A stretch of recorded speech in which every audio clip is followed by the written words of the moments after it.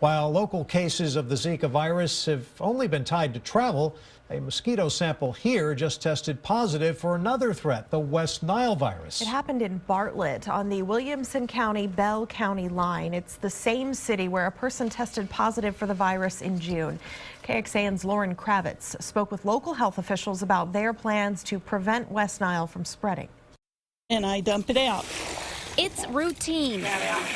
Barbara Sandoval refills her dog's water bowls. If I dump this out every day, then I know my chances of not getting a mess of mosquitoes. She hopes that and her bug zapper are enough. And there is no reason to panic. Barbara received a letter from the city saying mosquitoes trapped by the Williamson County and city's health district tested positive for the West Nile virus. Mosquitoes typically have a flying radius of about a mile, which is basically the entire city of Bartlett. That's why crews will be spraying throughout the city, but they have to wait for a dry forecast. Based on wind speed and based on rain for next week, we would like to start spraying Wednesday night and spray 3 consecutive nights, but all of that depends on weather at the time. Until then, the city will be treating standing water. Barbara says that's just a step. The city needs to get started on cleaning the ditches and cutting all the tall grass down. Especially with more rain on the way. These mosquitoes can breed.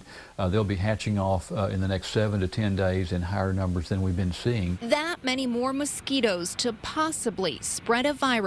Lauren Kravitz, KXAN News. Taking a look at the numbers from the Centers for Disease Control, so far this year, the U.S. has seen more than 230 cases. Texas has had the most cases with nearly 50.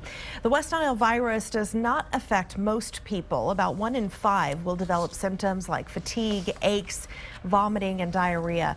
The danger is less than 1% of infections can develop serious neurological illnesses such as encephalitis or meningitis, and that is how the virus can lead to death.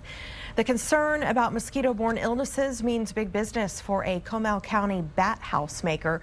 Lone Star Woodcraft in Garden Ridge has seen increased demand for people looking for pest control. There is some hysteria. People are buying bat houses because of it. They'll eat close to home. There's no need for them to drive down the street if they can eat right in the backyard. So they'll eat the neighborhood pests first and then start to move on. The builder wants people to remember bats and bat houses are only one possible mosquito fighting tool.